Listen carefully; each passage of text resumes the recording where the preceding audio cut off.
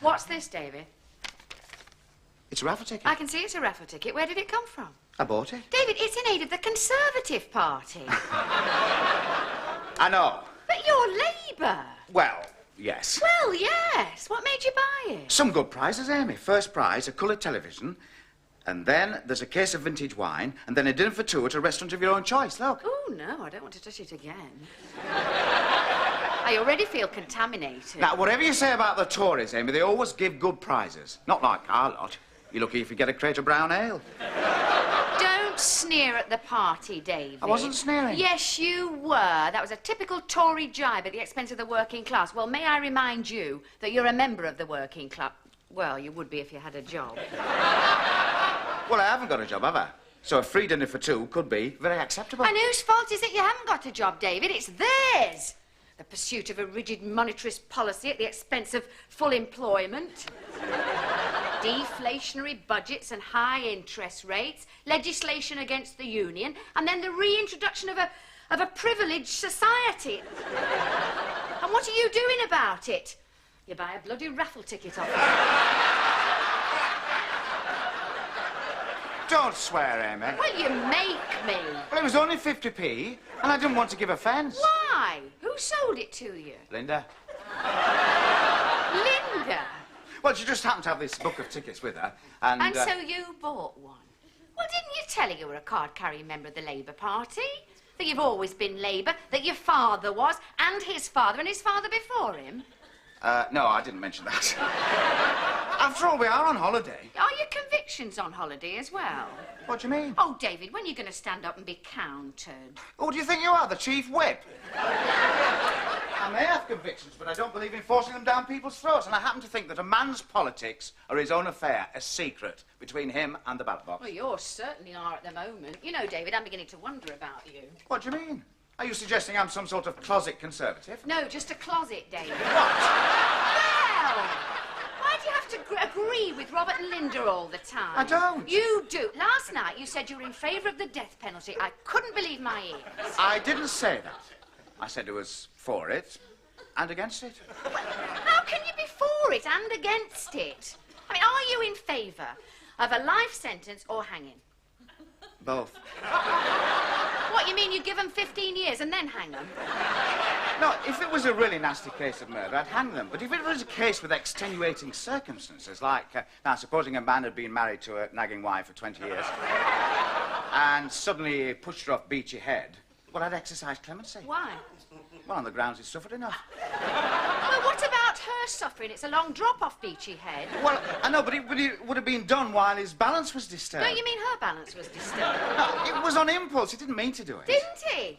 Well, what was he doing on Beachy Head in the first place? And don't tell me he was there for the view. Sounds like premeditation to me. I was talking hypothetically. You mean you were sitting on the fence as usual? No wonder they think you're a conservative. Oh.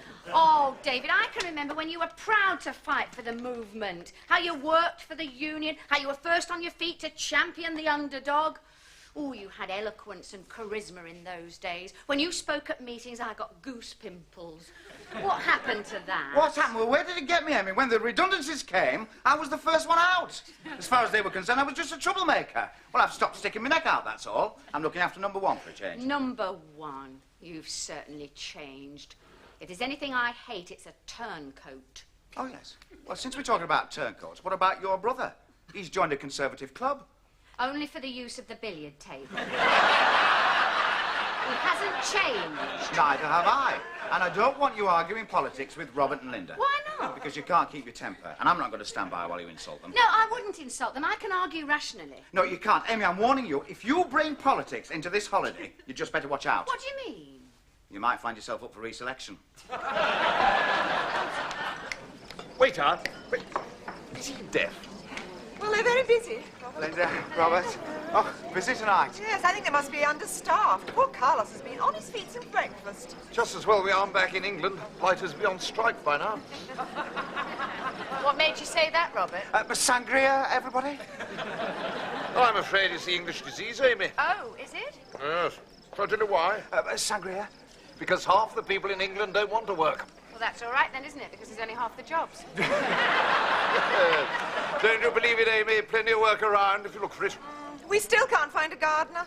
I wasn't talking about gardening. I was talking about industry. Ah, now, let me explain that to you, Amy. Now, you see, there had to be cutbacks. Industry had to be made leaner and more competitive so that we could earn our share of the world markets. Sangria. You cannot make an omelette without breaking eggs. Well, that's fine, isn't it? As long as you're not one of the eggs. What do you think, David? Have we established we're all having sangria? But I don't think strikes solve anything, do you, David? What's happened to Carlos? Why shouldn't they strike if they've got a genuine grievance? Ah, if they have a genuine grievance. Now, that is the crux of the matter. Right, David? Right, Robert, absolute crux. Trouble is, they all seem to want more money. And where's the money coming from, eh, David? Where indeed, Robert. Perhaps if we spent a little less on nuclear armaments.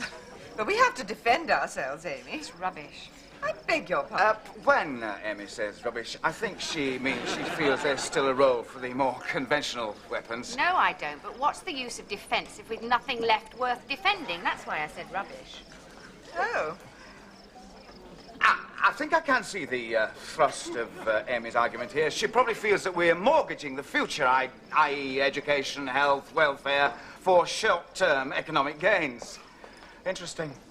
What gains? I haven't seen any gains. Well, of course they're gains, Amy. We pay less tax. Good point, Robert. Good point. Robert wouldn't know a good point if he sat on it. Well, of course we pay less tax. Half of us are out of work. I think Amy was referring to the spectre of over 3 million unemployed. Tax concessions provide the incentive to work. Now, your Joe Bloggs likes to see the money in his pay packet. Why Joe Bloggs? What? Well, I noticed you didn't say Witherington Smythe or De Courcy Brown or Chumley or Ponsonby. No, it has to be Joe Bloggs because you think he's stupid. Ponsonby, actually. Now, I think what Amy's trying to Look, say... I know what I'm trying to say. Just because Robert was born with a silver spoon in his mouth doesn't mean to say he can patronise the working class. Now, Amy, we've all had to make sacrifices. Sacrifices? Do you mean because you've had to spray the green fly all by yourself? And Robert's down to his last bottle of claret. What do you know about the recession? Well, I think I know a little more about the recession than you, Amy. I am a manager. Yes, don't forget, Robert's the managing director of, a very large company. Director? From what I've heard, I'd be surprised if he could direct traffic. Oh, dear, it's always the same. We start off having a sensible discussion on politics, and we all end up laughing and joking. You know, Amy, to hear you talk, anybody would think you were a socialist. Well, that's all right then, isn't it? Because we are socialists. What? Good Lord. Do you mean you're one of them, David? David's been one of them all his life. Is this true? Well, yes, I was once. You mean you've become disillusioned? I'm afraid so. Ah, well, I can understand that, David. Look, there is nothing wrong with the welfare state in principle, but it's been exploited. The working man's his own worst enemy. Not with you around. What? I think what Amy means... Will you stop telling me what I mean? Oh, please, Amy, now don't lose your temper.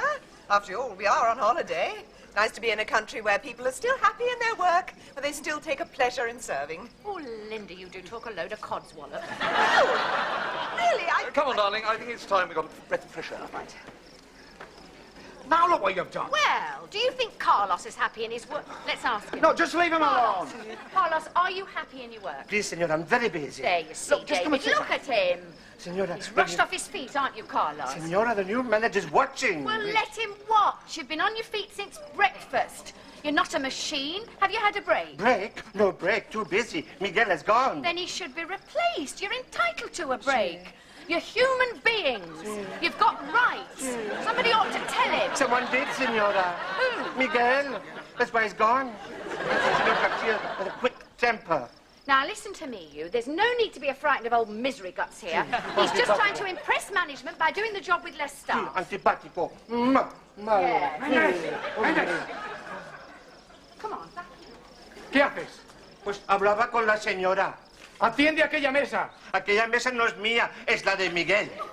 ¿Y qué importa? Pues importa, porque los compañeros y yo... ¿Compañeros? Sí. ¿Qué los compañeros? Continúa trabajando si no quieres acabar como Miguel. Te conozco muy bien, ¿comprendes? Tú hablas demasiado. Hablas demasiado. What What did he say? He said he had a big mouth. He can't talk to you like that. He's a manager, Senora. He's a frightened man, Carlos. I could see it in his eyes. He's heard the voice of the people. Now, listen. You've got to stand up to him, and then he'll back down. I will speak to him, Senora. Good. Come on. Oiga, hombre. A trabajar. Tú a trabajar. ¿Por qué no? Yo soy el director, ¿comprendes? No. Y tú eres un camarero muy malo. Muy bueno. Estás despachado. No. Has terminado, ¿comprendes? Has terminado. What did he say? Despachado. Terminado. What does despachado terminado mean? He's been fired, Amy.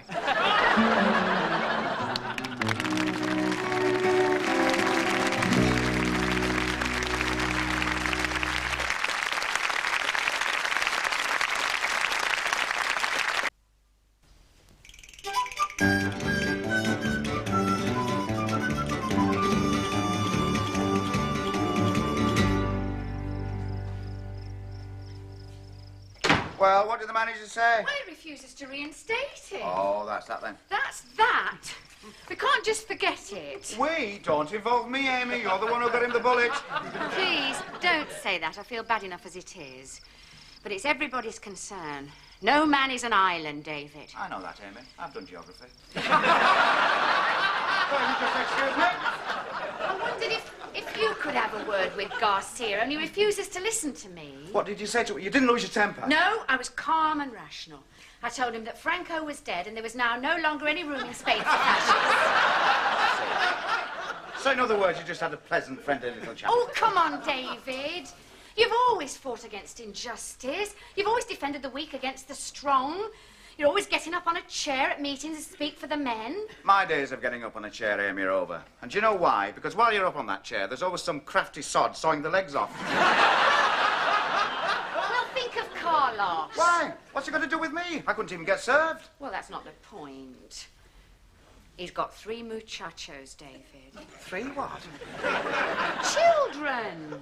Well, so what? So have I. And I don't remember anybody worrying about them when I got fired. I know, but you're a father. You know how it feels. Imagine 3 bright, eager faces clouded with worry, wondering why Conchita's crying all the time.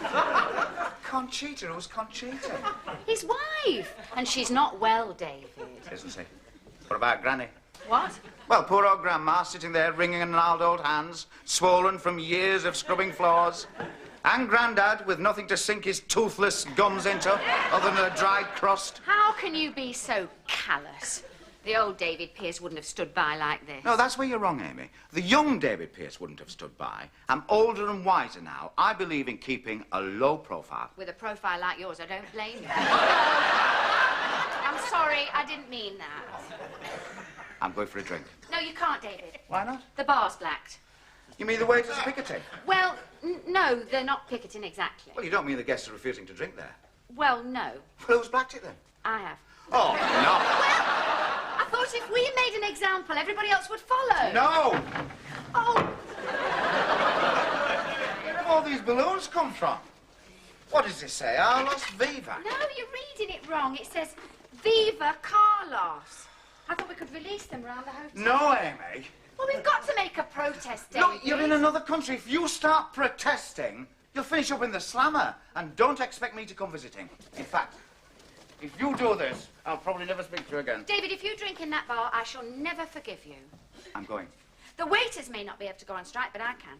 Well, how can you go on strike? You're on holiday. I can withdraw things. What things? Certain comforts. Certain comforts. My favours. Your favours.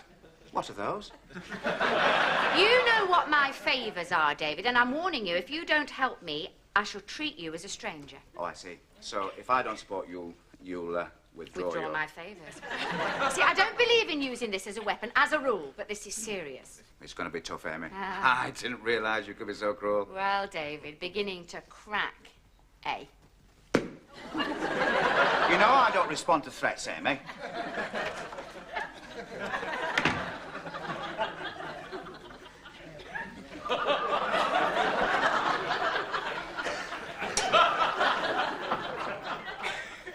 Amy, Linda. I've just heard about Carlos. Oh, yes, I I thought so, so you've come to gloat. What? It doesn't matter to you, does it, that he's got 3 muchachos? And a Conchita. And possibly an old granny. And not a single tortilla between the lot of them. But it does matter. I want to help. Oh, no, what's Carlos to you? He's only a waiter.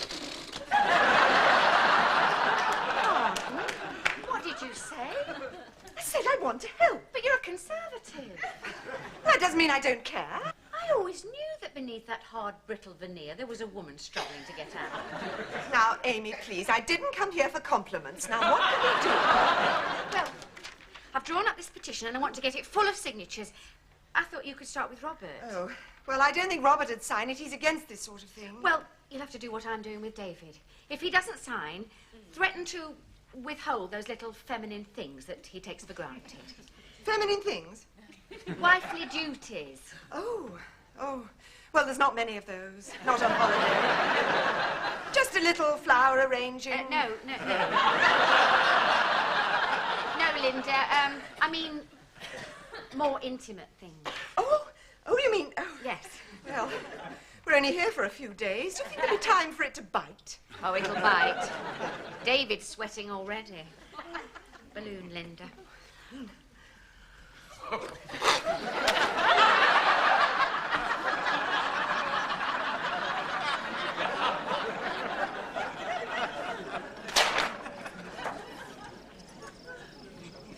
Sangria, David. Yes, why not, Robert? Sangria dos, por favor. Oh, whatever they say, the service has certainly improved, David. Yeah. Seems a shame, though. Why? Well, some people think it's a shame.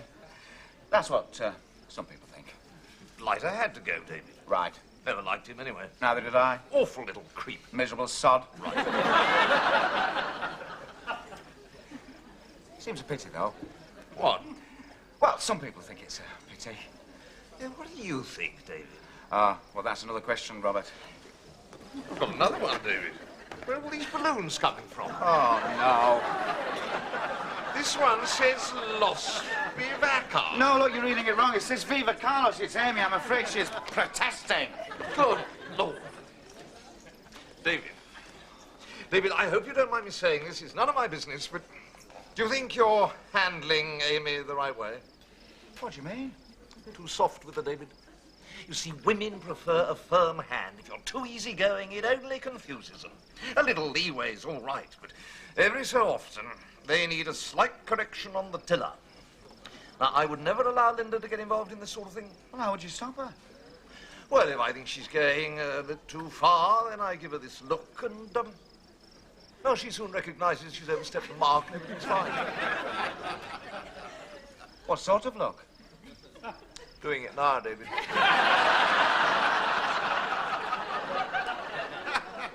Is that it? Yes. Well, I don't think that'll stop Amy, not when she's in full cry. You need an elephant gun at point-blank range. Well, that is because you haven't trained her properly. Now, you see, Linda... Good Lord. What's we going to do? Ignore them, David. They're coming this way. Oh, my God, there's going to be a scene. Stand firm. Slight correction on the tiller, Robert. Right. Are you drinking in this bar, David? No. Yes, you are. And whatever he is, he can drink where he likes and put down that ridiculous poster, Linda.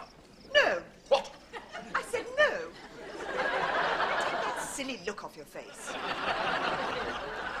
Amy wants you to sign this. Certainly not. Robert, if you don't sign it, there's going to be trouble, and I mean trouble. Now sign it.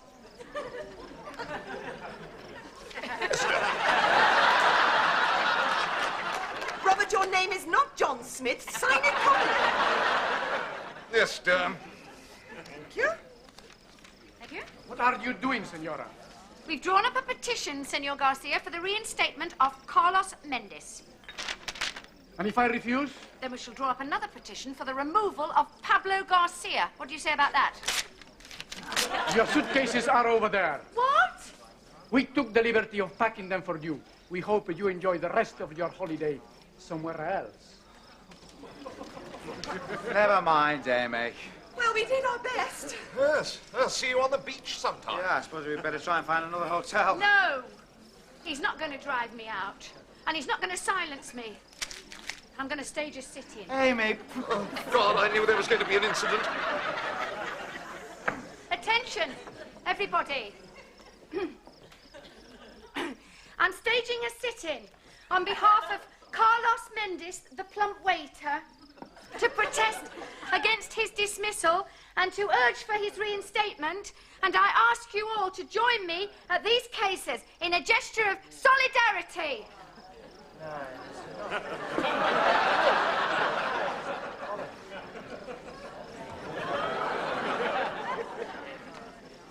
I have asked you to leave, Senora. Perhaps you'd like to have a word with the Guardia. Oh, my God, he's going to shoot her. Pass me that chair, Robert. Thank you. One moment. Now, you don't know who I am, but that's not important. But you all knew Carlos, the waiter who served you tirelessly during your stay. Good old Carlos. Thank you. Now, Carlos has been dismissed. And why? Because he dared to ask for better conditions for his fellow workers. Since when has that been a crime? Now, you may say you're on holiday, and you may say that, and it's no concern of yours. But since when have the rights of the individual not been the concern of the French and the Germans, the Italians and the Spanish? Now, you turn your backs on Carlos, and you turn your backs on yourselves. Are you really going to go home and say you did nothing? You left it to the British? Nothing new. Or are you going to join us? I leave it to you. Oh, goose pimples, David.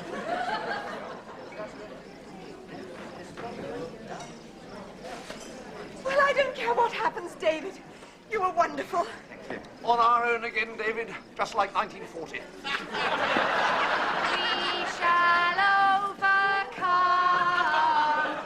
We shall overcome.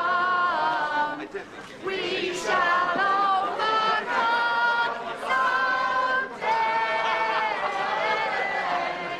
Oh, deep in my heart, I do believe we shall overcome. Well, he's back there. Yes, he's been fully reinstated, and I've been assured there'll be no victimization. I was so proud of you, David. It was nothing, Linda. Oh, it was to Carlos. He'll be so grateful. Yes, we shouldn't have any trouble getting served now, David. Well, I didn't do it for that, Robert. I just wanted to help him, that's all. But he is pathetically grateful.